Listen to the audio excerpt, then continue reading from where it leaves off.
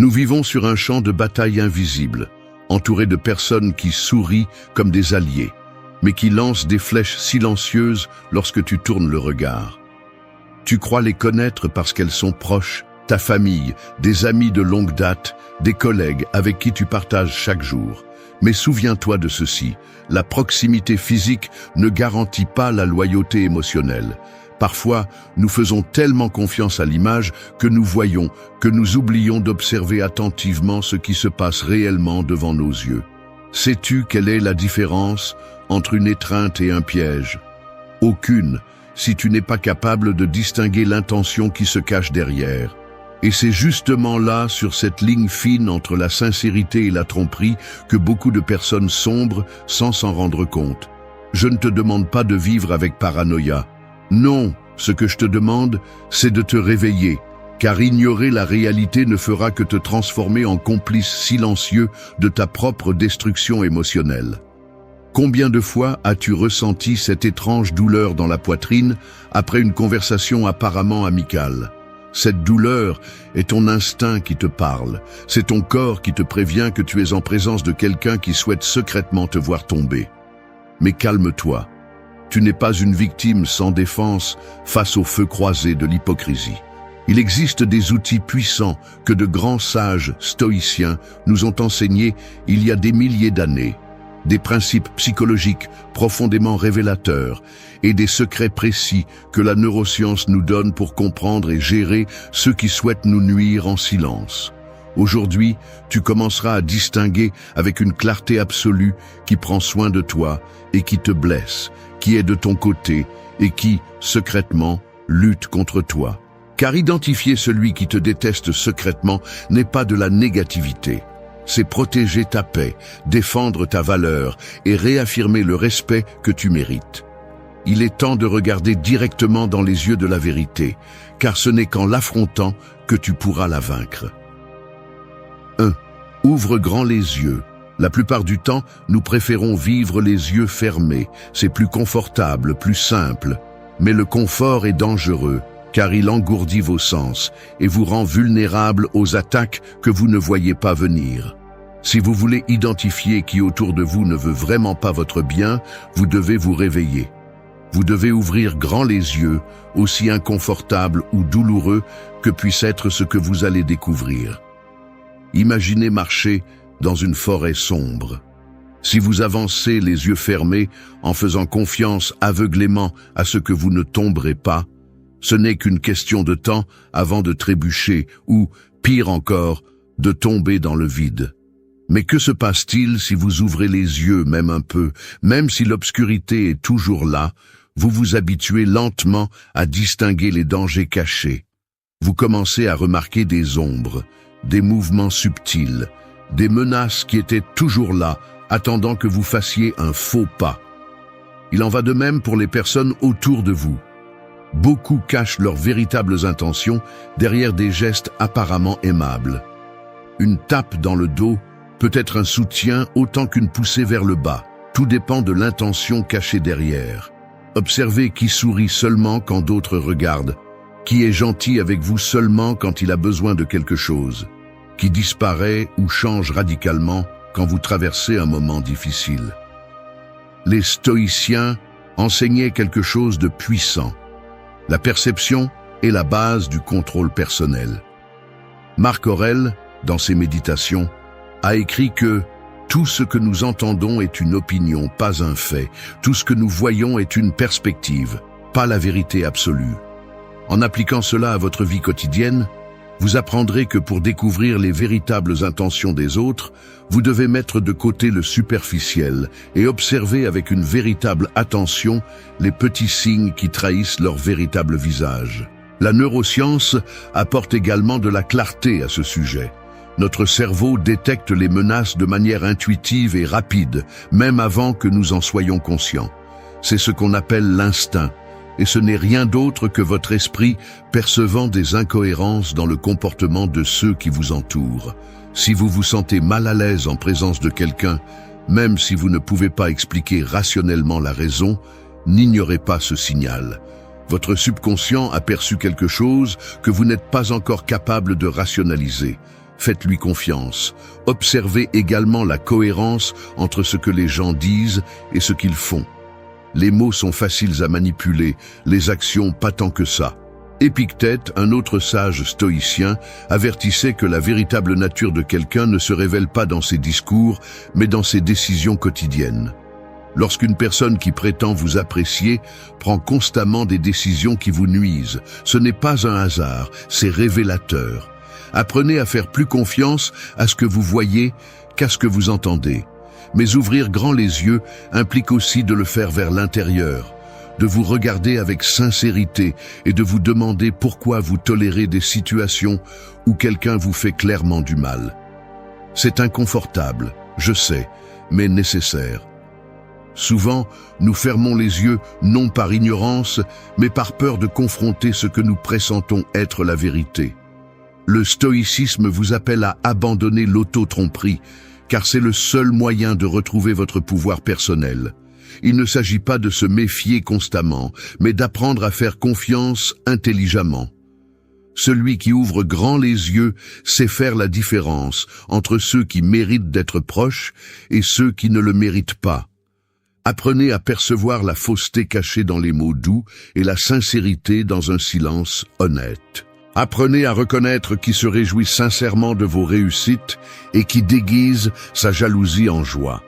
Enfin, rappelez-vous que ne pas ouvrir les yeux sur la réalité, c'est renoncer au pouvoir sur votre propre vie. Si vous préférez ne pas regarder, vous permettez à d'autres de décider de votre valeur, de votre stabilité émotionnelle, voire de votre bonheur. Il est temps de se réveiller, de faire face à des vérités inconfortables pour défendre ce que vous avez de plus précieux, vous-même. 2. Décrypte les sourires. Un sourire est le camouflage le plus parfait qui existe. Il est capable de cacher des sentiments sombres, des intentions égoïstes et des pensées venimeuses derrière une façade apparemment amicale. Apprends ceci dès que possible. Tous les sourires ne signifient pas de la joie, tous ne cherchent pas ton bien-être. Certains d'entre eux ne sont que des déguisements soigneusement fabriqués pour cacher la haine silencieuse que quelqu'un ressent pour toi. Nous vivons dans une société obsédée par l'apparence du bonheur et de la cordialité tout le temps. Il est presque obligatoire de sourire constamment, même si cela signifie cacher un profond malaise ou ressentiment. C'est pourquoi, si tu veux vraiment savoir qui est avec toi et qui te déteste en secret, tu dois maîtriser l'art de décrypter les sourires.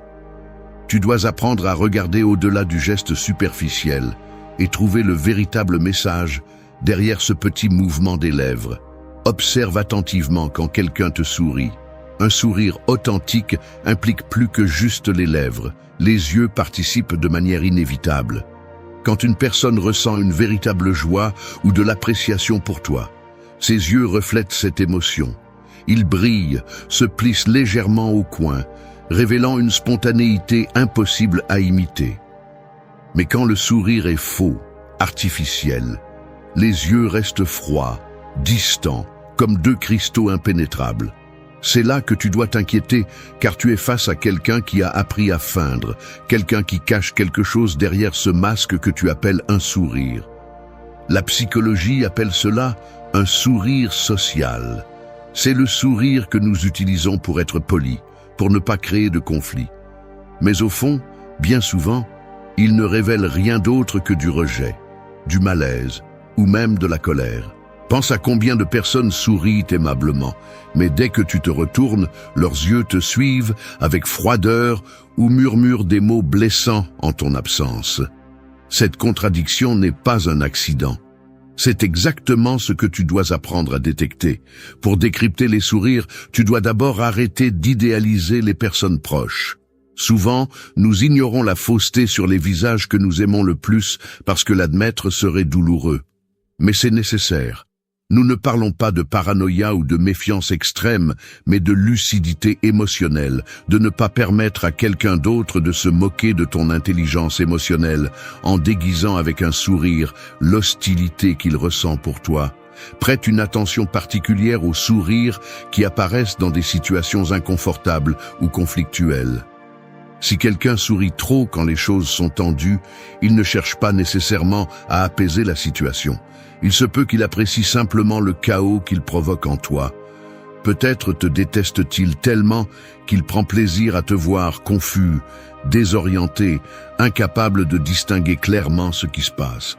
Et pendant que tu doutes, cette personne continue de contrôler silencieusement le cours de la situation. Les neurosciences nous apprennent que notre cerveau perçoit des différences subtiles entre les émotions réelles et feintes. C'est pourquoi tu ressens ce malaise inexplicable quand quelqu'un te sourit faussement. Ton instinct perçoit l'incohérence, le mensonge caché. Écoute cet instinct, car il a raison plus souvent que tu ne l'imagines. Si quelque chose en toi doute quand quelqu'un sourit, demande-toi ce que tu as vraiment vu dans ce sourire qui t'a fait douter. Décrypter les sourires implique également de reconnaître des modèles. Quelqu'un sourit-il seulement quand d'autres regardent, et jamais quand il est avec toi en privé? Son sourire disparaît-il dès que tu réussis quelque chose de positif? Ce sont des signaux évidents que nous ignorons trop souvent. Apprends à détecter ce modèle rapidement, car quelqu'un qui te déteste en secret ne célébrera jamais sincèrement tes réussites. Ces sourires seront toujours conditionnés par des circonstances spécifiques, jamais par une véritable joie. Enfin, rappelle-toi quelque chose de fondamental. Celui qui sourit faussement finit toujours par révéler son vrai visage. Cela peut prendre des semaines, des mois, voire des années, mais viendra ce moment où le masque tombera. Ta responsabilité est de détecter ces petites fissures dans la façade avant que le dommage émotionnel ne soit profond. N'aie pas peur de remettre en question l'authenticité de quelqu'un, aussi proche qu'il puisse paraître. Si le sourire est honnête, il résistera à n'importe quel test. Si ce n'est pas le cas, il mérite d'être découvert le plus tôt possible. Apprends à lire les sourires comme tu lis les mots, car derrière chaque geste se cachent des histoires complètes, des intentions profondes et des vérités que tu ne voudras peut-être pas accepter, mais que tu dois reconnaître. Fais-le maintenant, avant qu'il ne soit trop tard. Décrypte chaque sourire qu'on t'offre, car c'est la seule façon d'éviter que ce même sourire finisse par te détruire. 3. Affronte le froid. Le froid émotionnel est comme un hiver silencieux qui envahit lentement chaque coin de ta vie. Au début, tu ne remarques peut-être même pas comment la chaleur disparaît de ton environnement, car cela se produit de manière graduelle, presque imperceptible. C'est comme marcher sur un lac gelé en pensant que tu marches sur un sol ferme, jusqu'à ce que tu entendes le craquement de la glace sous tes pieds. C'est alors que tu comprends, brusquement, le danger que tu cours. C'est alors que tu réalises que même si tu ne le ressentais pas clairement, le froid était toujours là, attendant le moment exact pour se briser et te plonger dans des eaux glacées de douleur et de déception. L'indifférence est une arme puissante et cruelle. Elle peut détruire silencieusement des relations, des amitiés, des liens qui semblaient solides. Lorsqu'une personne proche te déteste en secret, l'une des formes les plus courantes et dévastatrices d'exprimer cette haine est par le froid. Le traitement indifférent, la distance émotionnelle, le silence tranchant qui te laisse te demander encore et encore ce que tu as fait de mal. Ce froid cherche à te briser lentement, à te mener à un état de confusion et de désespoir, jusqu'à ce que tu finisses par douter même de ta propre valeur. Mais la seule façon de vaincre cet hiver émotionnel est de l'affronter directement. Et tu dois le faire rapidement, avant qu'il ne te congèle complètement. Tu ne peux pas permettre que l'indifférence d'une autre personne détermine ta valeur ou ta stabilité émotionnelle. Accepter le froid de quelqu'un comme quelque chose de normal, c'est lui donner un pouvoir immense sur toi. C'est comme permettre à quelqu'un d'autre de contrôler le thermostat émotionnel de ta vie, décidant quand tu mérites de la chaleur humaine et quand tu n'en mérites pas. Observe attentivement quand et comment quelqu'un te traite avec froideur. Généralement, tu remarqueras que cela se produit lorsque tu as le plus besoin de soutien, lorsque tu accomplis quelque chose d'important ou lorsque tu traverses un moment vulnérable. Cette indifférence n'est pas un hasard. C'est un acte délibéré pour t'affaiblir. Si une personne n'est jamais disponible pour toi émotionnellement, si ses réponses sont toujours courtes et sèches, ou si son silence est une constante qui t'épuise, n'hésite plus. Elle te montre clairement son véritable intention, et tu ne devrais plus le tolérer. Affronter le froid implique d'abord de le reconnaître, mais ensuite tu dois agir avec fermeté et détermination. Tu dois le regarder dans les yeux et le questionner directement. Ne laisse pas cet hiver émotionnel s'étendre indéfiniment par peur de briser quelque chose qui, peut-être, est déjà brisé depuis longtemps. L'indifférence prolongée est un signe évident de manque de respect et d'appréciation. Et même si cela te fait mal de l'admettre, celui qui te traite avec une froideur constante ne mérite pas une place privilégiée dans ta vie. Comprends quelque chose d'important. L'indifférence constante n'est pas une réaction normale ni acceptable dans des relations saines. Celui qui recourt à la froideur comme forme de punition émotionnelle le fait pour te contrôler, pour miner ton estime de toi. Cette personne sait exactement ce qu'elle fait, parce qu'elle sait que tu tiens à elle. Et c'est précisément pour cette raison que tu dois lui retirer le pouvoir de te blesser. Tu dois choisir de ne plus jouer à un jeu conçu pour que tu perdes. Ta valeur ne dépend pas de la chaleur ou du froid avec lesquels les autres te traitent. Lorsque quelqu'un t'offre de la froideur, ne réponds pas par le désespoir ou par des tentatives de plaire. Au lieu de cela, rends de la clarté et de la force. Fais savoir que tu comprends parfaitement ce qui se passe et que tu ne le permettras plus. Lorsque tu réponds à l'indifférence avec respect de soi et fermeté, tu brises le cercle vicieux qu'ils essaient d'établir avec toi. L'indifférence perd de sa force lorsqu'elle ne peut plus manipuler ta stabilité émotionnelle. Enfin, souviens-toi que l'hiver émotionnel ne durera pas éternellement si tu décides de l'affronter consciemment. Tu perdras peut-être des personnes dans ce processus, la vérité sera peut-être douloureuse, mais ce que tu gagneras en retour sera infiniment plus précieux. Le respect de toi-même, l'authenticité et des relations véritablement sincères. Laisser derrière toi le froid émotionnel n'est pas une perte, c'est une libération. C'est décider que ta vie mérite la chaleur authentique de personnes qui se soucient vraiment de toi. Ne laisse plus jamais personne utiliser le froid émotionnel comme une arme contre toi.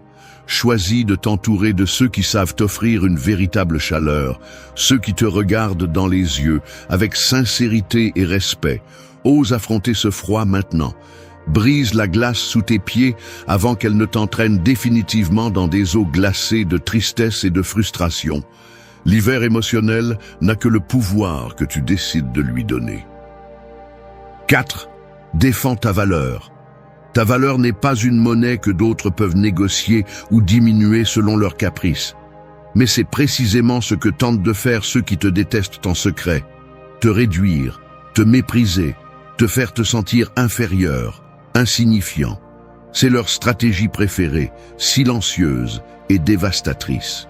Si tu ne réagis pas avec force, tu finiras par croire au mensonge que tu vaux moins que ce que tu vaux réellement. Imagine que ton estime de toi est une forteresse, solide, imposante, conçue pour résister à toute attaque. Chaque commentaire blessant, chaque regard de mépris, chaque critique déguisée en conseil amical sont des attaques directes à tes murs. Si tu permets à ces coups de t'affecter profondément, la forteresse commencera à se fissurer.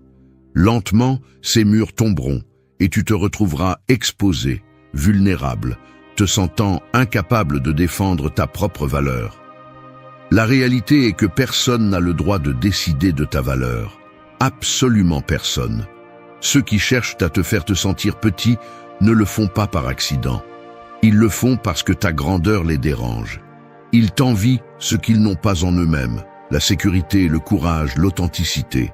Et au lieu de s'efforcer de grandir, ils essaient de te rabaisser à leur niveau.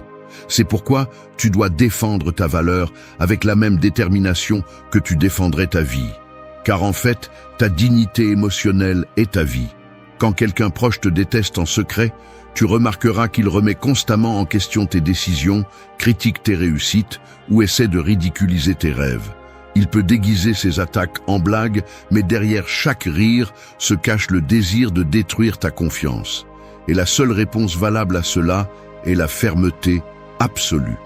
Tu dois te défendre avec respect pour toi-même, en leur rappelant clairement que tu n'as pas à justifier ta valeur devant personne.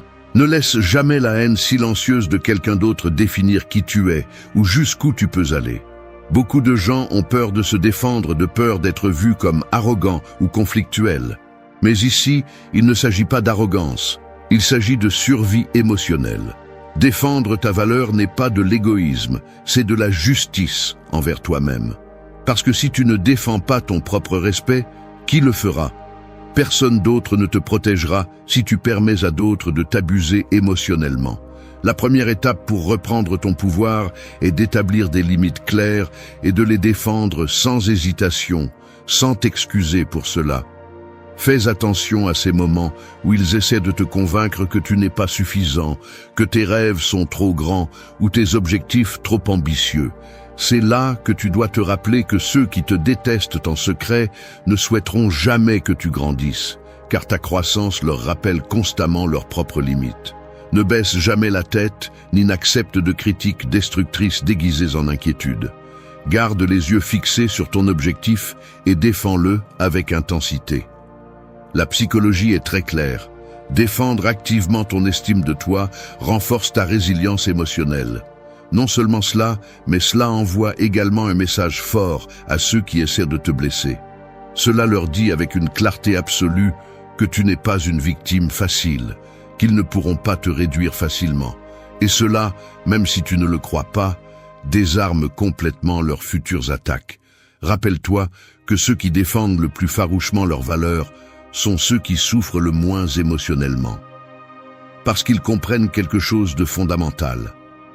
Ta dignité ne doit jamais être mise en discussion. Celui qui t'aime sincèrement n'essaiera jamais de diminuer ta valeur pour se sentir mieux. Et celui qui le fait ne mérite pas d'occuper une place importante dans ta vie. Tu dois être prêt à t'éloigner sans peur, car perdre ceux qui te blessent n'est jamais vraiment une perte. C'est retrouver ta liberté. Enfin, défends ta valeur depuis une position de force émotionnelle. Lorsque quelqu'un t'attaque, réponds toujours avec calme, clarté et respect de toi-même.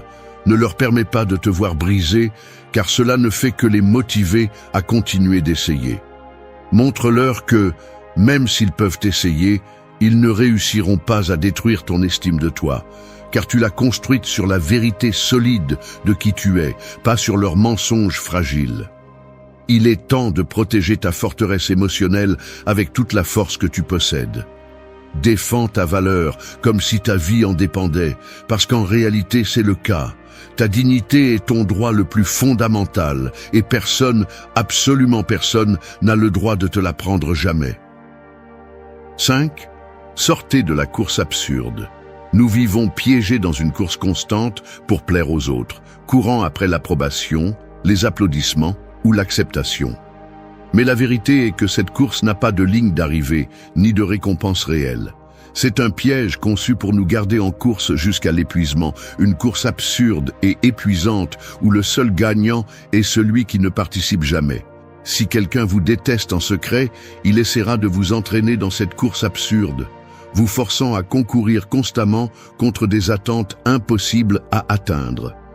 Il vous lancera de petits défis déguisés en conseils, des comparaisons subtiles, des exigences déguisées en préoccupations.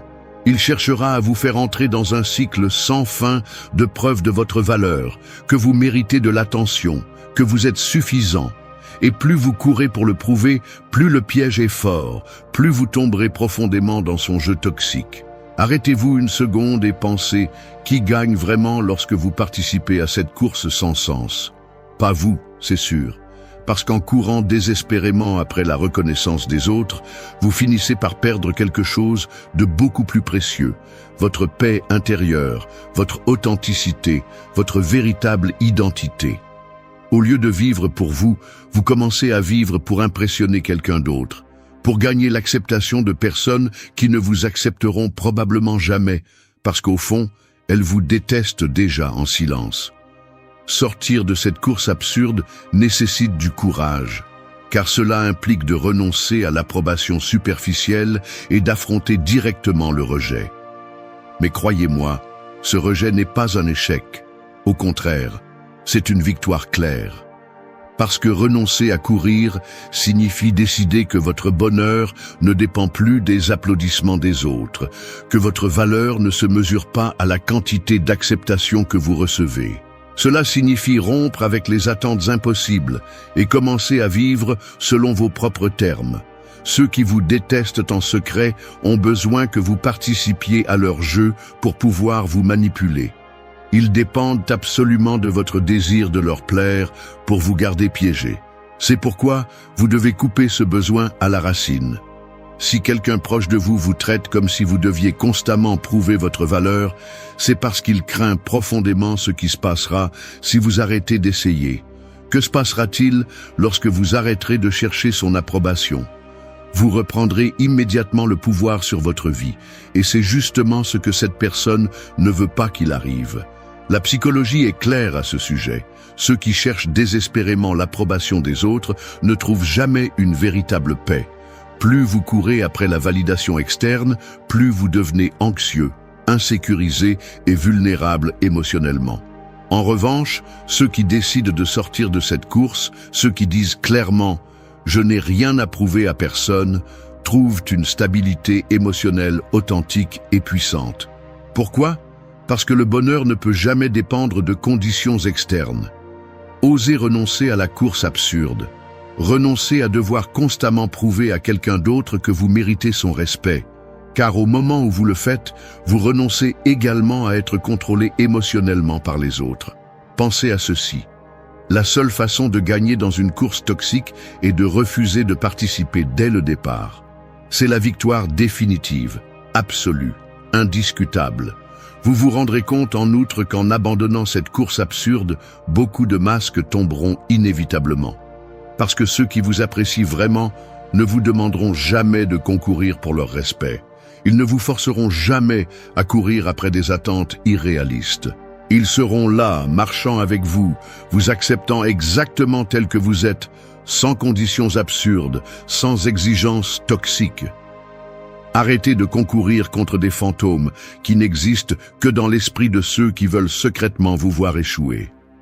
Arrêtez de permettre à d'autres de définir vos objectifs, votre valeur ou votre bonheur. Si quelqu'un ne vous accepte pas tel que vous êtes, c'est son problème, pas le vôtre. Le rejet de quelqu'un qui ne sait pas vous apprécier n'est pas une perte, c'est une clarté. C'est le signe définitif que vous devez vous éloigner le plus rapidement possible. Sortir de la course absurde, c'est se libérer de chaînes qui n'auraient jamais dû être là. C'est retrouver votre liberté émotionnelle. C'est comprendre que désormais, votre seule responsabilité est envers vous-même, envers votre véritable bien-être. L'approbation des autres ne sera plus votre carburant, car vous êtes suffisant. Vous l'avez toujours été et vous le serez toujours. Vous n'avez pas besoin de la validation de quelqu'un qui, en secret, souhaite vous voir tomber. Abandonnez cette course dès maintenant. Commencez à vivre en paix avec vous-même, car c'est la seule victoire qui compte vraiment. 6. Maîtrise les rumeurs. Les rumeurs sont comme le feu. Elles commencent par une étincelle insignifiante et se transforment rapidement en incendie dévastateur. Ceux qui te détestent en secret ont souvent recours à cette méthode parce qu'ils savent que peu de choses ont autant de pouvoir destructeur que les mots chuchotés dans le dos. Le plus dangereux ? La plupart des gens ne se défendent pas contre les rumeurs, pensant à tort que les ignorer suffit à les faire disparaître. Mais ça ne fonctionne pas comme ça. Ignorer un incendie n'a jamais fait qu'il s'éteigne de lui-même. Au contraire, il se nourrit en silence. Quand quelqu'un parle mal de toi en secret, il cherche à te affaiblir, à t'isoler, à te rendre vulnérable aux yeux des autres. Ils savent que les rumeurs ont le pouvoir de briser des relations, de détruire des réputations et de briser émotionnellement la personne concernée. C'est pourquoi, si tu découvres que quelqu'un proche propage des rumeurs sur toi, ta réaction doit être immédiate, forte et sans hésitation. Tu dois affronter le mensonge avant qu'il ne grandisse et ne devienne incontrôlable. Ne confonds pas cela avec le désespoir ou l'insécurité. Au contraire, celui qui maîtrise les rumeurs le fait depuis une position absolue de force émotionnelle. Il ne s'agit pas de courir après chaque faux mot en essayant désespérément de le corriger, mais de faire face à la racine du problème avec clarté et fermeté. Celui qui cherche à te blesser avec des rumeurs craint profondément une seule chose, être exposé. Et c'est précisément ce que tu dois faire. Exposer le mensonge, révéler sa fausseté, briser son pouvoir destructeur. La clé pour maîtriser les rumeurs est le calme implacable. Lorsque tu réagis émotionnellement à une rumeur, celui qui l'a initiée a déjà gagné, car c'est exactement ce qu'il attendait de toi. Mais si, au contraire, tu réponds avec une tranquillité absolue, sans perdre le contrôle, tu détruis immédiatement la force de l'attaque. Avec calme et clarté, explique la vérité seulement quand c'est nécessaire, ne gaspille pas d'énergie émotionnelle à essayer de convaincre ceux qui ont choisi de croire aux mensonges. Eux, clairement, n'ont jamais été tes véritables alliés. La psychologie soutient cette position.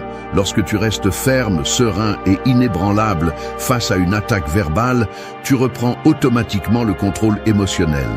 Les gens autour de toi remarqueront rapidement qui ment et qui dit la vérité, précisément parce que ta réaction ne correspond pas à ce qu'ils attendaient. Les rumeurs ont besoin de chaos et de confusion pour survivre. Si tu offres de la clarté et de la sécurité, tu tues immédiatement la force destructrice de la rumeur. Rappelle-toi quelque chose d'important, ne rentre jamais dans le jeu de ceux qui t'attaquent avec des rumeurs. Ne réponds jamais par plus de mensonges ou d'attaques personnelles. Reste absolument intègre, car cela fera perdre rapidement de la crédibilité à ceux qui propagent des mensonges. Ton honnêteté et ta transparence sont tes armes les plus puissantes face à la fausseté. Maîtrise les rumeurs avec la certitude absolue de qui tu es. Ne laisse jamais un mensonge définir ton identité. Conquiers le feu destructeur avec la force sereine et puissante de la vérité. Ainsi, ceux qui aujourd'hui tentent de te nuire avec des rumeurs découvriront rapidement qu'ils ne peuvent pas seulement te détruire, mais que chaque attaque te renforce encore plus. 7. Neutraliser les commentaires venimeux. Les commentaires venimeux sont comme des serpents cachés dans l'herbe haute. Ils semblent inoffensifs jusqu'à ce que vous ressentiez la morsure et que le venin commence lentement à paralyser votre confiance et à détruire votre paix intérieure. Au début, vous pensez pouvoir ignorer ces petites morsures émotionnelles, convaincus qu'elles ne feront pas de véritable mal.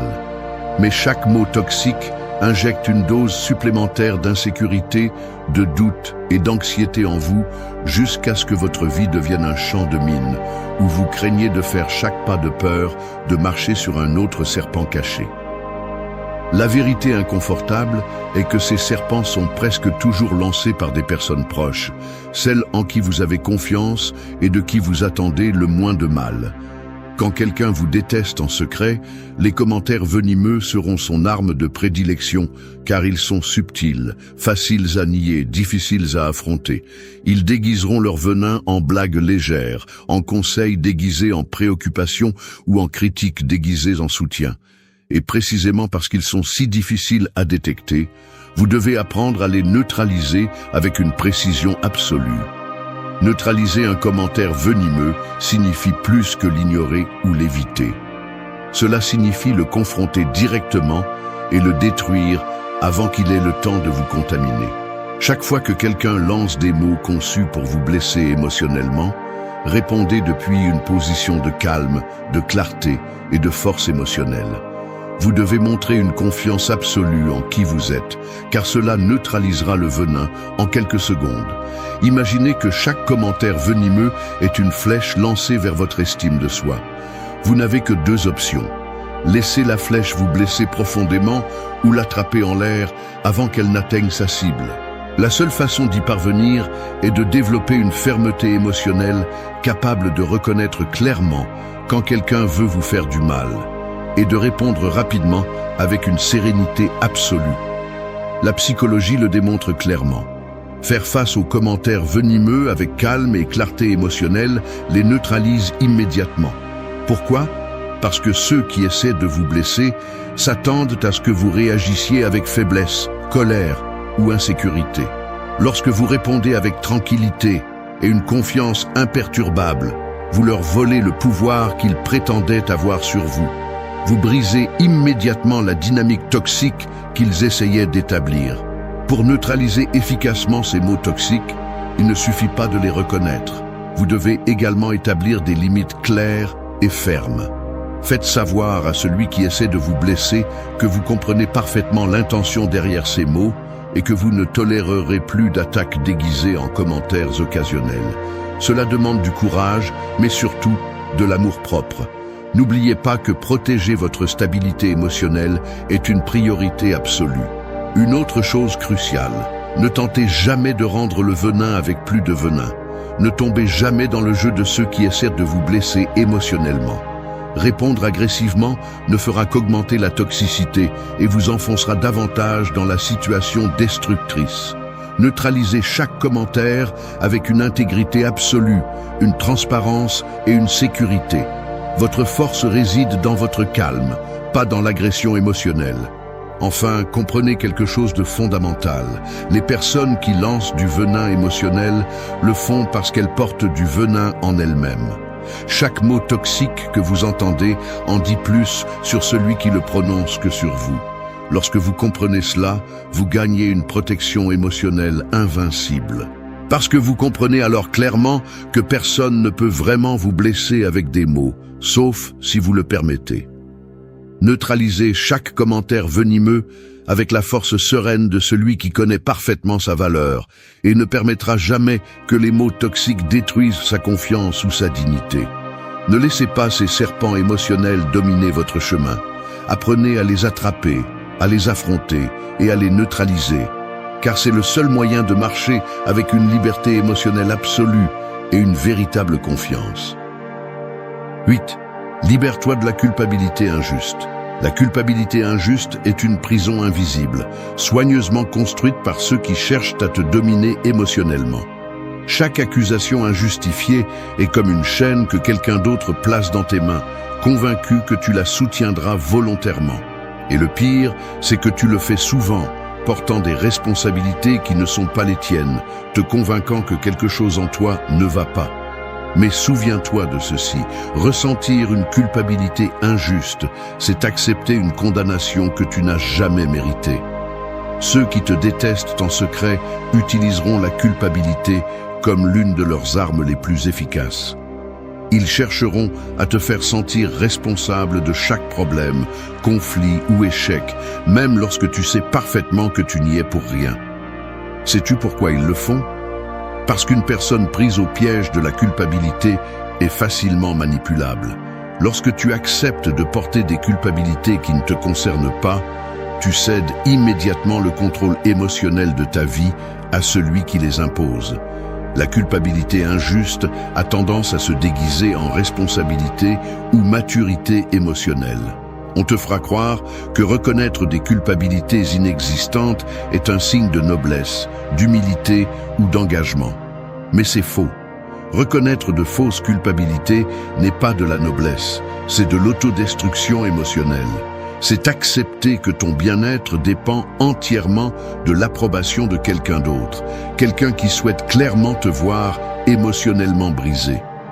La seule façon de briser ces chaînes émotionnelles est de les affronter directement. Tu dois clairement reconnaître quand la culpabilité est légitime et quand elle est injustement imposée. Lorsque tu détectes que quelqu'un essaie de te rendre responsable de choses qui échappent à ton contrôle, coupe immédiatement ce schéma. N'essaie pas de te justifier ou de négocier. Rejette simplement toute tentative de te faire porter des culpabilités qui ne te concernent pas. Libère-toi de la culpabilité injuste en acceptant une vérité inconfortable mais nécessaire. Tu n'es pas responsable des frustrations, des insécurités ou des conflits émotionnels que d'autres projettent sur toi. Chaque personne est responsable uniquement de ses propres actions et émotions. Si quelqu'un décide de te détester en secret et de te manipuler par la culpabilité, ce choix appartient exclusivement à cette personne. Tu n'es pas coupable des décisions émotionnelles des autres. Du point de vue de la psychologie, c'est très clair. Porter les culpabilités des autres détruit rapidement ton estime de soi et ta stabilité émotionnelle. Mais il est également vrai que celui qui décide consciemment de rejeter la culpabilité injuste récupère immédiatement son pouvoir personnel. Lorsque tu décides que tu ne porteras plus ce qui ne te concerne pas, tu reprends les rênes de ta vie émotionnelle. Tu te libères complètement de la prison invisible que d'autres ont construite autour de toi. Il est essentiel que tu apprennes à dire non clairement et sans excuse face à toute tentative d'imposer des culpabilités injustes sur toi. Au début, cela te coûtera parce que tu as appris à accepter les culpabilités des autres comme les tiennes. Mais avec de la pratique et de la détermination, tu verras comment les chaînes se brisent rapidement. Tu retrouveras ta paix intérieure, ta force émotionnelle, ta véritable liberté. Rappelle-toi quelque chose de fondamental. La culpabilité injuste ne peut exister que si tu acceptes de la porter volontairement. Personne ne peut te forcer à te sentir coupable si tu ne le permets pas. Défends-toi avec une fermeté absolue. La responsabilité émotionnelle que tu dois assumer est de te protéger toi-même et de ne jamais permettre que d'autres utilisent la culpabilité comme une arme contre ta dignité. Libère-toi dès maintenant de toute culpabilité injuste, car tu mérites de vivre émotionnellement libre, en paix avec toi-même, maître absolu de ta vie. Imagine que vous êtes au milieu d'une tempête. Le vent rugit, la pluie frappe avec fureur et les éclairs illuminent le ciel comme si le monde était au bord de l'effondrement. Chaque tonnerre résonne comme un rappel de tout ce que vous craignez, tout ce que vous ne pouvez pas contrôler. Mais alors, au lieu de courir ou de chercher un abri, vous décidez de rester là, debout. Non pas parce que la tempête a cessé, mais parce que quelque chose en vous a changé. Cette tempête n'est rien de plus que le reflet de ce qui se passe dans votre esprit chaque jour. Des soucis qui frappent comme des rafales de vent, des peurs qui tombent comme une pluie incessante, et des pensées qui éclatent comme des tonnerres sans relâche. Et pourtant, tout comme un marin apprend à naviguer même dans les eaux les plus violentes, vous pouvez aussi apprendre à affronter la tempête qui vit en vous. C'est ce que les stoïciens ont fait. Il ne s'agissait pas d'éviter la tempête, mais de rester ferme au milieu de celle-ci. Parce que lorsque vous comprenez que vous ne pouvez pas contrôler le vent, mais que vous pouvez ajuster vos voiles, vous découvrez quelque chose de puissant. Le véritable maîtrise n'est pas sur le monde extérieur, mais sur vous-même. Et aujourd'hui, je vais vous montrer comment le faire. Un homme maîtrise ton esprit avant qu'il ne te maîtrise. Ton esprit est comme un cheval sauvage, puissant, rapide, imprévisible. Si tu le laisses courir sans contrôle, il te traîne sur des terrains dangereux, te fait tomber et te blesse. Mais ce même cheval, lorsque tu apprends à tenir les rênes, peut t'emmener loin. La plupart des gens laissent leur esprit galoper sans but, réagissant à chaque pensée comme si c'était une vérité absolue. Un mauvais souvenir, une inquiétude ou une critique sont ressentis comme un coup direct, car il n'y a personne pour tenir les rênes. Marc Aurèle, en tant qu'empereur de Rome, a fait face à la peste, à la guerre et à la trahison. Cependant, sa plus grande bataille était interne. Il savait qu'il ne pouvait pas contrôler les circonstances extérieures, mais il pouvait contrôler sa perception d'elles.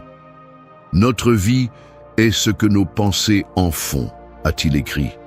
Ce n'est pas un simple réconfort, c'est un rappel que l'esprit a le pouvoir de façonner la réalité que tu expérimentes.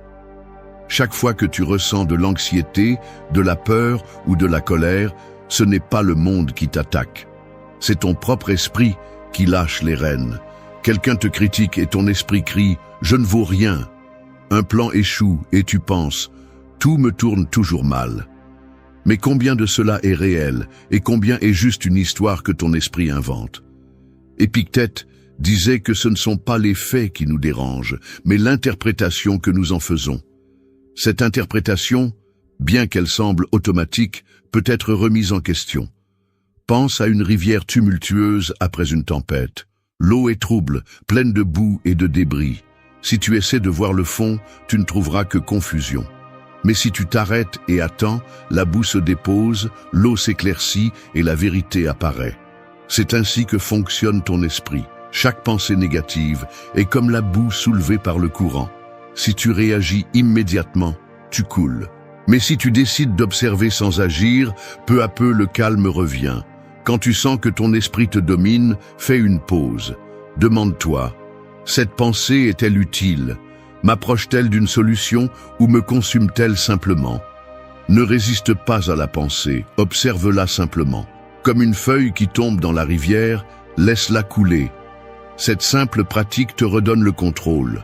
Et il ne s'agit pas d'ignorer les problèmes, mais de les affronter avec clarté, pas avec chaos. Épictète enseignait qu'il y a deux types de choses dans la vie, celles que tu contrôles et celles que tu ne contrôles pas. Tes pensées, décisions et actions t'appartiennent, mais ce que les autres disent, font ou pensent n'est pas entre tes mains. Te soucier de l'incontrôlable est comme essayer d'arrêter le vent avec tes mains. En revanche, concentrer ton énergie sur ce que tu peux changer est comme ajuster les voiles pour naviguer avec le vent en ta faveur. Maîtriser ton esprit n'est pas éliminer le stress, car le stress fait partie de la vie. C'est apprendre à répondre plutôt qu'à réagir. La prochaine fois que tu sens que la peur ou l'anxiété t'envahissent, respire profondément. 4 secondes en inspirant, 4 secondes en expirant. Avec chaque respiration, imagine que la boue se dépose et que l'eau s'éclaircit. Puis demande-toi, que puis-je faire maintenant? Si la réponse est rien, alors laisse tomber. Si la réponse implique une action, fais-le avec calme, pas avec désespoir. Chaque fois que tu choisis de ne pas te laisser emporter par ton esprit, tu renforces ta capacité de maîtrise. Au début, cela peut sembler difficile. Comme un cavalier inexpérimenté, tu tomberas et le cheval essaiera de prendre le contrôle. Mais avec chaque tentative, ta main sera plus ferme.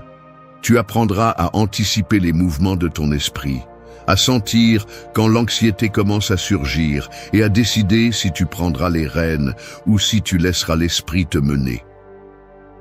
2. Lâche l'illusion du contrôle et récupère ton pouvoir. Il y a quelque chose d'absurde dans la façon dont beaucoup de gens vivent. Ils se réveillent chaque matin avec la détermination de garder tout sous contrôle. Ils veulent que les plans se déroulent exactement comme ils les ont imaginés, que personne ne les critique, que le trafic coule en leur faveur et que la vie réponde à leurs attentes. Mais la vie n'est pas un échiquier où chaque mouvement suit tes règles. C'est plus comme le vent, parfois doux, parfois impitoyable, et aussi fort que tu essaies, tu ne peux pas lui ordonner d'arrêter de souffler. Essayer de contrôler l'incontrôlable, c'est comme tenir du sable entre les doigts. Plus tu serres fort, plus il s'échappe rapidement. Et pourtant, la plupart continuent d'insister. Tu te soucies de ce que les autres pensent, de ce qui pourrait mal tourner, de situations qui ne se produiront peut-être même pas. Tu penses que t'inquiéter te prépare, alors qu'en réalité, cela ne fait que t'épuiser. C'est comme ramer à contre-courant alors que la rivière t'emporte. Tu perds de l'énergie, tu te frustres et tu n'arrives toujours pas là où tu veux. Lâcher prise ne signifie pas abandonner. Cela signifie comprendre quelles batailles méritent ton effort et lesquelles ne le méritent pas. Lorsque tu fais face à une situation difficile, pose-toi cette question. Cela dépend-il de moi? Si la réponse est non, s'accrocher à l'inquiétude est comme crier à une tempête de s'arrêter. Cela ne changera rien, sauf ta paix. Mais si la réponse est oui, alors tu as une chance. C'est là que se trouve ton véritable pouvoir. Non pas dans le contrôle du résultat, mais dans le contrôle de ta réponse. Tu peux agir, décider, bouger. Tout le reste, la réaction des autres, le hasard, les imprévus, est hors de ta portée. L'accepter n'est pas une faiblesse, c'est de l'intelligence. Maintenant, cela ne signifie pas que tu ignores les problèmes ou que tu restes les bras croisés. Au contraire, cela signifie agir avec intelligence. Si une relation se brise, ne perds pas de temps à souhaiter que l'autre personne change. Concentre-toi sur ce que tu peux faire pour guérir. Si un projet échoue, arrête de te lamenter sur ce qui n'a pas bien tourné et utilise cette énergie pour apprendre et t'améliorer. Ceux qui comprennent cela ne perdent pas leur temps à se battre contre le vent. Ils apprennent à ajuster les voiles. Il est probable que ton esprit essaie de s'accrocher à l'illusion du contrôle. Il te dira que si tu t'inquiètes assez, tu seras préparé pour n'importe quel désastre. Mais la vérité est que l'inquiétude ne prévient jamais la douleur, elle ne fait que l'anticiper. Tu vis la souffrance avant qu'elle ne se produise même, et bien souvent, cette souffrance anticipée est bien pire que le problème réel. Quand tu sens que l'anxiété te consume, arrête-toi. Demande-toi, est-ce que j'essaie de contrôler l'incontrôlable? Si c'est le cas, lâche-le. Fais-le comme si tu lâchais un poids inutile. Sens comment ton corps s'allège, comment ta respiration se calme. Parce que lâcher prise n'est pas perdre. C'est décider que ta paix vaut plus qu'une bataille inutile. Et voici le paradoxe. Quand tu arrêtes de lutter contre l'inévitable, tu récupères ta force. Un esprit qui n'est pas piégé par la peur pense clairement. Une personne qui accepte l'incertitude agit avec détermination. Alors que les autres luttent contre le courant, tu avances sans résistance. La prochaine fois que tu sens que le contrôle t'échappe, rappelle-toi de la corde. Ce n'est pas la tempête qui te détruit, c'est ta décision de t'y accrocher. Lâche-la, non pas parce que tu abandonnes, mais parce que tu choisis de vivre avec liberté. Celui qui apprend à lâcher prise découvre que la seule chose qu'il a vraiment besoin de contrôler est lui-même. Et c'est le plus grand pouvoir que tu peux avoir. 3. Vis avec vertu, même quand personne ne regarde. La plupart des gens agissent comme s'ils portaient un masque. Ils sont aimables quand cela leur convient, honnêtes quand quelqu'un les observe, et responsables seulement s'il y a des conséquences. Mais quand ils pensent que personne ne les voit, cette façade s'effondre. Sans témoin, ils laissent leur vraie nature se révéler. Mais voici le problème. Si ton comportement dépend de qui regarde, es-tu vraiment libre ou vis-tu simplement pour plaire? Vivre avec vertu signifie faire ce qui est juste, non pas parce qu'on te récompense ou te reconnaît, mais parce que tu comprends que c'est ton plus grand acte de pouvoir personnel. C'est comme une boussole interne qui pointe toujours vers le nord, peu importe combien le chemin est sombre ou solitaire. La vertu n'a pas besoin d'applaudissements. Sa récompense est la paix de savoir que, quoi qu'il arrive, tu es resté ferme dans tes valeurs. Pense à un phare au milieu d'une tempête. La pluie tombe avec fureur, les vagues se brisent avec violence et l'obscurité enveloppe tout. Mais le phare ne doute pas, ne s'éteint pas. Sa lumière n'existe pas pour être admirée. Elle existe pour guider, pour rester allumée peu importe si quelqu'un la voit. Ainsi doit être ta vertu. Une lumière qui ne dépend pas des circonstances, mais de ta propre décision de briller. Mais vivre de cette façon n'est pas facile. La tentation de prendre le chemin facile sera toujours là. Mentir pour éviter un conflit, trahir ta parole pour te faire bien voir ou agir par intérêt déguisé en bonnes intentions. Et le pire, c'est que parfois, personne ne le remarquera. Mais toi, oui, chaque décision que tu prends laisse une marque. C'est comme une pierre jetée dans un lac. Au début, tu ne vois que l'impact, mais les ondes se propagent, touchant tout autour. C'est ainsi que fonctionnent tes actes. Même les plus petits façonnent qui tu es et ce que tu deviens. Maintenant, demande-toi, que fais-tu quand personne ne te regarde? Respectes-tu ta parole, même si personne ne t'y oblige? Es-tu honnête même quand mentir serait plus facile? Aides-tu sans attendre de reconnaissance? Chacune de ces décisions révèle le type de personne que tu es vraiment. Et il n'y a pas de plus grande perte que de te trahir toi-même simplement parce que tu pensais qu'il n'y aurait pas de conséquences. Mais voici la clé. Vivre avec vertu ne signifie pas être parfait. Cela signifie reconnaître quand tu as tort et avoir le courage de le corriger.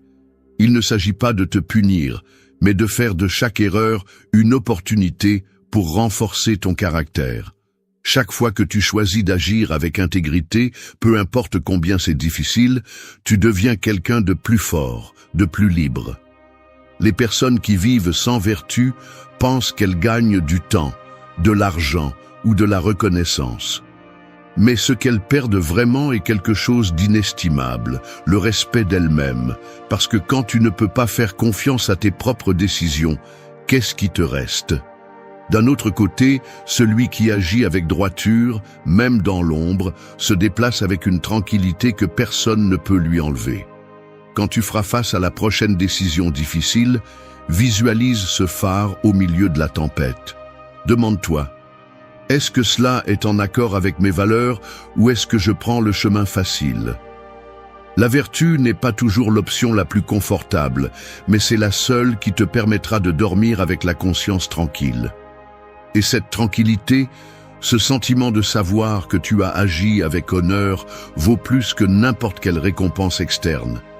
Peu importe si le monde ne le voit jamais, peu importe si personne ne t'applaudit, parce qu'à la fin de la journée, il n'y a qu'une seule personne qui sera toujours avec toi, observant chaque décision que tu prends, toi-même. Et quand tu pourras te regarder dans le miroir et voir quelqu'un qui a choisi ce qui est juste, même quand personne ne regardait, alors tu sauras ce que signifie vivre avec une véritable liberté. 4. Écris pour apaiser la tempête dans ton esprit. Il y a des jours où ta tête est comme une mer déchaînée. Les pensées se heurtent les unes aux autres, les soucis tourbillonnent et les émotions débordantes menacent de te submerger. De l'extérieur, tu peux sembler calme, mais à l'intérieur, la tempête gronde sans relâche. Tu essaies de te distraire, d'ignorer ce que tu ressens, mais plus tu le réprimes, plus le bruit devient fort. Et c'est là que le pouvoir d'écrire entre en jeu. Écrire n'est pas seulement un exercice mécanique de mettre des mots sur le papier. C'est comme ouvrir une vanne pour que la pression accumulée puisse enfin s'échapper. Chaque mot écrit est comme un éclair qui illumine l'obscurité, révélant ce que tu essayais de cacher même à toi-même. Et le meilleur, c'est que tu n'as pas besoin de le faire parfaitement. Personne ne va lire ce que tu écris. Il n'y a pas de jugement, pas de honte, juste toi et tes pensées face à face. Imagine que ton esprit est une pièce pleine d'objets en désordre. Chaque pensée non résolue est une chaise renversée, une table renversée, un tas de choses accumulées sans but. Essayer de se déplacer dans cet espace sans trébucher est impossible, mais quand tu t'assieds pour écrire, c'est comme si tu allumais la lumière. Tu vois le désordre pour ce qu'il est. Ce n'est plus une menace amorphe, mais quelque chose de tangible, quelque chose que tu peux affronter. Écrire t'oblige à donner forme à ce que tu ressens. Ce qui était auparavant juste un nœud d'anxiété devient une phrase. Et en le voyant là, devant toi, tu perds une partie de la peur. Parce que ce qui est nommé est compris, et ce qui est compris perd de son pouvoir. Il n'est pas nécessaire de suivre une structure complexe.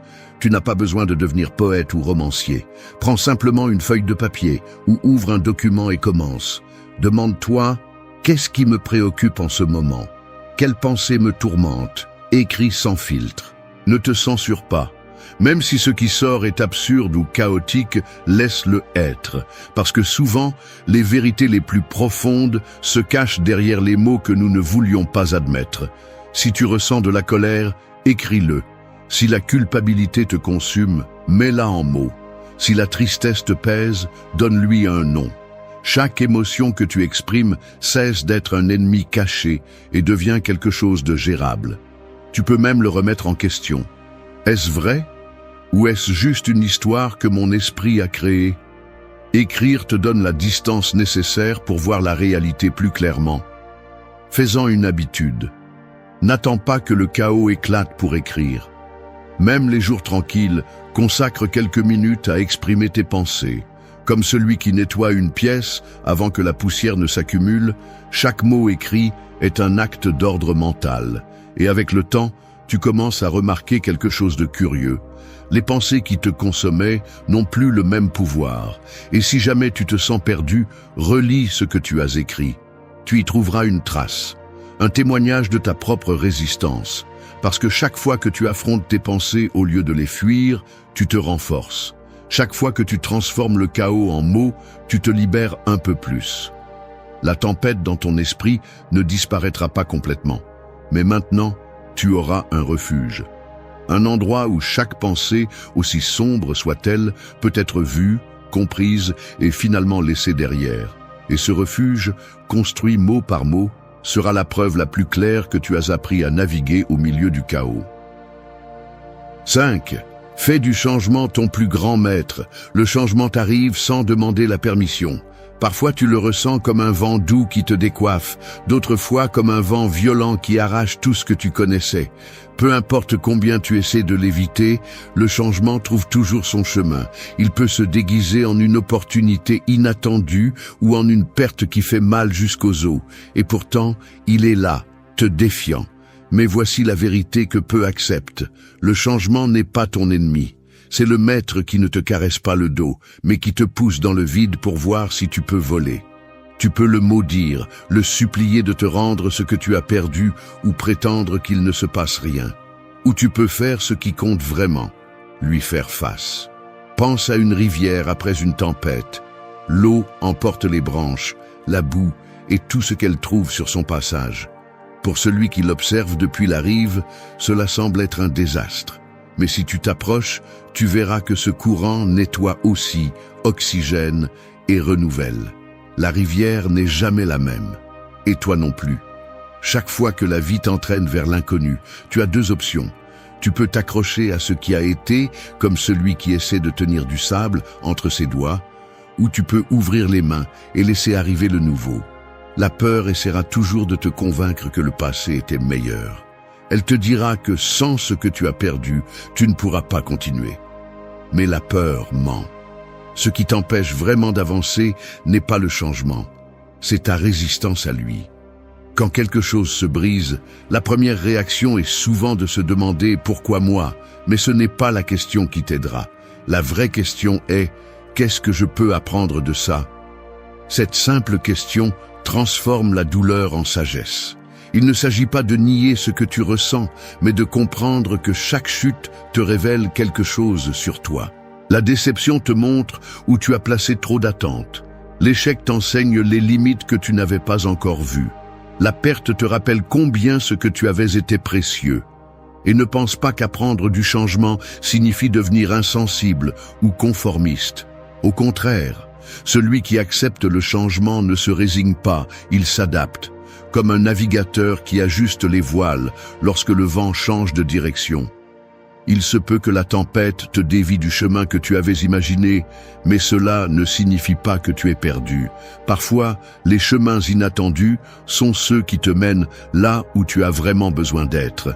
Il y a aussi le changement silencieux, celui qui n'est pas accompagné de grandes ruptures, mais qui te transforme sans que tu t'en rendes compte.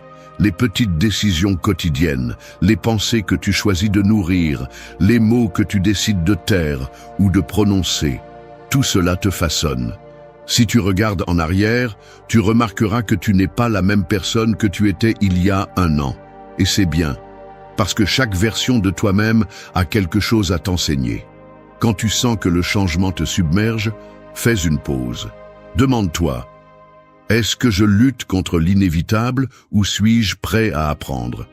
Peu importe si en ce moment tu ne vois que le chaos. Avec le temps, les pièces trouveront leur place. Et si tu décides d'apprendre, chaque blessure deviendra une marque de croissance.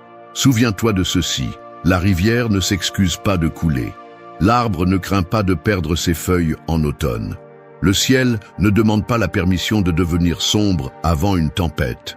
Tout dans la nature change sans résistance, parce qu'elle comprend que le changement n'est pas la fin, c'est une partie du cycle. Tu fais aussi partie de ce cycle. Alors la prochaine fois que le changement frappe à ta porte, n'essaie pas de la fermer. Ouvre-la, regarde-le dans les yeux. Demande-lui ce qu'il est venu t'apprendre. Et quand tu le feras, tu découvriras quelque chose que peu comprennent. Tu n'es pas quelqu'un qui survit au changement. Tu es quelqu'un qui renaît à travers lui. 6. Range ton espace et tu verras comment ton esprit se range. Ton environnement est un miroir. Chaque objet déplacé, chaque montagne de vêtements accumulés, chaque bureau encombré de papier parle sans dire un mot. Il reflète le bruit que tu portes en toi, les décisions reportées, les pensées désordonnées. Et même si tu ne le remarques pas immédiatement, vivre au milieu du chaos externe finit par contaminer ton esprit. Imagine entrer dans une pièce où tout est en désordre.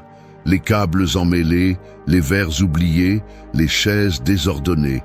Dans cet espace, même les tâches les plus simples deviennent lourdes. Et il en va de même en toi. Un esprit saturé de soucis et de pensées inachevées fonctionne comme une pièce encombrée. Tout coûte le double, chaque pas est maladroit et chaque tentative d'avancer se sent comme une bataille. Ranger ton espace n'est pas seulement une question esthétique, c'est un outil pour éliminer le bruit mental. Chaque fois que tu nettoies, que tu décides, que tu te débarrasses de l'inutile ou que tu attribues une place aux choses, tu entraînes ton esprit à faire de même. L'acte de mettre de l'ordre à l'extérieur devient une pratique pour mettre de l'ordre à l'intérieur. Il ne s'agit pas d'aspirer à un espace parfait comme ceux que tu vois dans les magazines. Il s'agit de faire en sorte que chaque objet de ton environnement ait un but. Demande-toi, est-ce que cela me sert vraiment ou est-ce que cela occupe simplement de l'espace? Garder des choses par habitude est comme s'accrocher à des pensées qui ne t'apportent plus rien. Lâcher ce dont tu n'as pas besoin, c'est te libérer de ce poids. De plus, le processus de rangement est en lui-même un exercice de présence. Lorsque tu laves la vaisselle, plies les vêtements ou nettoies ton bureau, tu es ancré dans le moment présent. Il n'y a pas de place pour t'inquiéter de ce qui viendra ou pour regretter ce qui est déjà passé. Seul le maintenant existe. C'est pourquoi tant de personnes trouvent du calme dans des tâches apparemment banales. Ce qu'elles font sans le savoir, c'est méditer en mouvement. Et voici ce qui est intéressant. Lorsque ton espace est en ordre, ton esprit le remarque. Le bruit interne se réduit, les décisions deviennent plus claires et le stress perd de sa force. C'est comme enlever la statique d'une radio. Tout à coup, tu entends clairement ce qui était auparavant distordu. Un bureau dégagé invite à la concentration. Un lit fait accueil pour le repos. Une cuisine propre rend l'acte de cuisiner agréable plutôt qu'un fardeau. Si jamais tu sens que ton esprit est trop submergé pour même penser clairement, n'essaie pas de tout résoudre d'un coup. Commence par ce que tu as devant toi. Range un coin, une table, un tiroir. Avec chaque petit acte d'ordre, tu sentiras comment quelque chose en toi s'aligne aussi. Et le meilleur, c'est que ce changement ne s'arrête pas là. Une fois que tu as ressenti le soulagement d'un espace ordonné, tu commences à appliquer le même principe dans d'autres aspects de ta vie. Lorsque tu organises ton environnement, tu ne ranges pas seulement des objets. Tu ranges des idées, des décisions et des émotions. Chaque chose à sa place, chaque pensée à sa place. Et au milieu de tout cela, tu découvres quelque chose qui a toujours été là, caché sous le désordre. La tranquillité qui émerge lorsque tu cesses de vivre dans le chaos. 7. Trouve la richesse dans ce que tu as déjà. La quête constante de plus est un piège subtil mais puissant. Plus d'argent, plus de succès, plus de reconnaissance. Tu te convaincs que tu ne seras heureux que lorsque tu atteindras le prochain objectif, lorsque tu obtiendras cet objet que tu désires tant, ou lorsque tu arriveras enfin à ce point imaginaire où tout ira bien. Mais la vérité est que peu importe combien tu obtiens, cela ne sera jamais suffisant si tu n'apprends pas à apprécier ce que tu as déjà. Vivre en poursuivant ce qui te manque, c'est comme courir dans une roue de hamster. Tu avances, tu te fatigues, tu transpires. Mais à la fin de la journée, tu es toujours au même endroit, épuisé et vide. Pendant ce temps, ce qui compte vraiment, ta santé, tes relations, ton temps, est relégué au second plan. Et l'ironie, c'est que souvent, tu n'apprécies ce que tu as que lorsque tu le perds. Trouver la richesse dans ce que tu as déjà ne signifie pas te contenter ou renoncer à tes ambitions. Cela signifie reconnaître que, même si tu continues à aspirer à plus, la plénitude ne dépend pas de ce que tu obtiens, mais de la façon dont tu vois ce qui t'entoure. Un verre d'eau froide quand tu as soif, le bruit du vent traversant les feuilles, le rire de quelqu'un que tu aimes. C'est ça la richesse. Et elle est disponible pour toi dès maintenant, si tu décides de la remarquer. Pense à quelqu'un qui désire toujours le prochain objet matériel. Il achète le téléphone le plus moderne, mais en quelques mois, il ne le trouve plus spécial. Il obtient une promotion au travail, mais se sent bientôt tout aussi insatisfait.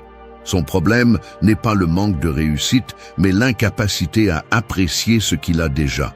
Tant qu'il ne cultive pas la gratitude, toute victoire sera éphémère. D'un autre côté, Il y a ceux qui possèdent peu, mais qui apprécient tout. Ils savourent chaque repas, profitent des conversations simples et trouvent de la beauté dans le quotidien. Leur richesse ne se mesure pas en chiffres, mais en leur capacité à vivre pleinement le moment présent. La différence entre les deux ne réside pas dans ce qu'ils ont, mais dans la façon dont ils le perçoivent. Pratiquer la gratitude n'est pas un exercice superficiel de répétition de phrases positives. C'est une décision consciente de regarder ce que tu as avec des yeux neufs. Au réveil, au lieu de te plonger dans les soucis, demande-toi « Qu'est-ce qui est déjà bon dans ma vie ?» Cela peut être quelque chose d'aussi simple que le confort de ton lit ou l'opportunité de vivre un jour de plus. Tu peux aussi rendre cette habitude tangible. Garde un cahier où, chaque soir, tu écris 3 choses pour lesquelles tu te sens reconnaissant. Peu importe qu'elles soient grandes ou petites. Ce qui compte, c'est qu'avec le temps, tu entraîneras ton esprit à reconnaître l'abondance qui passait auparavant inaperçue. Et le plus curieux, c'est que lorsque tu apprends à apprécier ce que tu as, tu cesses de sentir que tu manques de temps. Tu n'as pas besoin d'attendre de perdre quelque chose pour te rendre compte de sa valeur. Tu peux choisir de le voir maintenant, en cet instant même, parce que la vraie richesse n'est pas un objectif lointain, c'est la capacité de trouver satisfaction dans ce qui est déjà devant toi. Et quand tu y arrives, tu te rends compte que, en réalité, tu as toujours été plus riche que tu ne le pensais. 8. Regarde depuis les hauteurs et tu verras à quel point le problème est petit. Quand quelque chose te préoccupe, tu le sens énorme, comme s'il occupait chaque coin de ton esprit, te submergeant. Une erreur, une dispute, une mauvaise nouvelle. Soudain, c'est la seule chose qui existe. Tu ne peux penser à rien d'autre, et chaque tentative de trouver une solution semble seulement rendre le problème plus grand. Mais le plus curieux est que la taille d'un problème ne dépend pas de ce qui se passe, mais de la perspective à partir de laquelle tu le regardes. Pense à un avion qui décolle. Depuis la piste, les villes semblent immenses, les bâtiments se dressent de manière imposante et les rues sont bondées de voitures et de personnes. Mais à mesure que l'avion prend de l'altitude, tout change. Ce qui semblait auparavant accablant n'est maintenant qu'un point à l'horizon. C'est ainsi que fonctionne ton esprit. Lorsque tu te permets d'élever ta perspective, tu te rends compte à quel point beaucoup de choses qui te volent la paix aujourd'hui sont insignifiantes. Le problème n'est pas l'existence du défi, mais l'endroit d'où tu l'observes. De près, n'importe quel problème peut sembler dévastateur, mais si tu fais un pas en arrière et que tu le contemples avec une vision plus large, tu le verras pour ce qu'il est vraiment. Une petite partie de ta vie, pas toute ta vie. Demande-toi, est-ce que cela aura encore de l'importance dans une semaine, un mois, un an? La plupart des choses qui te tourmentent aujourd'hui s'évanouiront avec le temps. Les paroles blessantes seront oubliées, les erreurs deviendront des leçons et les déceptions cesseront de faire mal. Tout ce qui semble définitif maintenant, avec suffisamment de distance, devient un simple souvenir. Même les plus grandes pertes, aussi douloureuses soient-elles, trouvent avec le temps leur place dans ton histoire. Non pas parce qu'elles cessent d'être importantes, mais parce que tu apprends à les voir comme des chapitres, pas comme la fin du livre. La vie continue, et chaque pas que tu fais t'éloigne un peu plus de cette douleur, te permettant de regarder en arrière sans être consumé. Pratiquer cette vision depuis les hauteurs ne signifie pas ignorer ce que tu ressens. Au contraire, cela signifie reconnaître la douleur sans te laisser définir par elle. Cela signifie accepter que, même si le problème est réel, tu es plus grand que lui. Chaque fois que tu te sens coincé, ferme les yeux et visualise ce que serait de voir ta vie d'en haut. Pas comme une victime du moment, mais comme quelqu'un qui traverse ce défi. Tu peux aussi regarder encore plus loin. Pense aux étoiles, à l'immensité de l'univers. La Terre, avec ses mers, ses montagnes et ses villes, n'est qu'un minuscule point suspendu dans le vide. Et toi, avec toutes tes préoccupations et tes peurs, tu fais partie de ce point. Cela ne minimise pas ton existence, au contraire, cela lui donne de la perspective. Comprendre à quel point tu es petit face à la vastitude du cosmos peut être terrifiant, mais aussi libérateur. Parce que si l'univers continue son cours sans s'arrêter pour tes problèmes, peut-être que tu peux aussi le faire. Peut-être que tu peux trouver dans cette petitesse un rappel que même si la douleur semble immense, la vie continue. Et depuis les hauteurs, ce qui semble insupportable aujourd'hui sera demain juste une empreinte de plus sur ton chemin. Chaque fois que tu te sens submergé, souviens-toi de ceci. Tu n'es pas la tempête, tu es le ciel qui la contient. Et quand tu regarderas d'en haut, tu verras que ce qui semblait insurmontable n'est en réalité qu'un nuage passager. 9. Arrête de lutter contre le courant et apprends à couler. Quand les choses ne se passent pas comme tu l'espères, ta première réaction est souvent de résister. Tu t'accroches à la façon dont les choses devraient être, comme si, avec assez de force, tu pouvais tordre la réalité en ta faveur. Mais la vie ne se soumet pas aux caprices. C'est comme une rivière tumultueuse qui suit son cours sans s'arrêter. Et plus tu t'obstines à nager à contre-courant, plus tu t'épuises. La résistance naît de la peur. Peur de perdre ce que tu as, peur de l'inconnu, peur que les choses ne soient pas comme tu les imaginais. Tu crois que, si tu te bats assez, tout reviendra sous contrôle. Mais la vérité est que t'accrocher ne fait que te couler. Le courant ne cesse de couler parce que tu le défies. La vie ne change pas parce que tu refuses de l'accepter. Couler ne signifie pas abandonner ou laisser l'eau t'emporter sans direction. Cela signifie comprendre quand il est inutile de continuer à se battre et quand il est temps de se laisser porter. Parce que parfois, ce que tu crains le plus n'est pas le courant, mais l'idée de lâcher prise. Tu crois que si tu le fais, tu te perdras. Mais ce qui te perd vraiment, c'est la résistance. Pense aux branches qui tombent dans la rivière. Certaines restent coincées entre les pierres, luttant contre le courant jusqu'à ce qu'elles se brisent. D'autres se laissent simplement porter, avançant sans effort, faisant confiance au cours de l'eau. La différence n'est pas dans la force du courant, mais dans la capacité à lâcher prise. Cela ne signifie pas que tu dois accepter passivement n'importe quelle situation. Il y a des moments où tu dois nager, bouger et prendre des décisions. Mais il y a aussi des moments où la seule action sage est d'arrêter de lutter. Lorsque tu perds un travail, lorsqu'une relation se termine, lorsqu'un plan échoue, ta résistance ne fait que prolonger la douleur. En revanche, si tu acceptes ce qui s'est passé et te permets d'avancer, tu découvriras que le courant te mène à des endroits que tu n'aurais jamais imaginés. Accepter n'est pas la même chose que se résigner. Cela ne signifie pas que ce qui s'est passé était juste ou qu'il n'y a pas de douleur. Cela signifie reconnaître que ce qui est arrivé fait désormais partie de ton histoire et que rester accroché à ce qui a été ne changera pas le présent. En lâchant prise, tu ne libères pas seulement la situation, tu te libères aussi toi-même. Lorsque tu es confronté à quelque chose que tu ne peux pas contrôler, demande-toi, est-ce que je lutte contre le courant ou est-ce que je permets à la vie de suivre son cours? Si ce à quoi tu fais face peut être changé, agis. Mais si ce n'est pas entre tes mains, apprends à lâcher prise. Observe comment ton esprit se calme lorsque tu arrêtes de résister. La peur perd de sa force, la frustration se dissipe, et à sa place émerge quelque chose que tu n'attendais pas, la paix. Et le plus curieux, c'est que lorsque tu apprends à couler, la vie a tendance à te surprendre. Là où tu voyais auparavant une impasse, un nouveau chemin apparaît.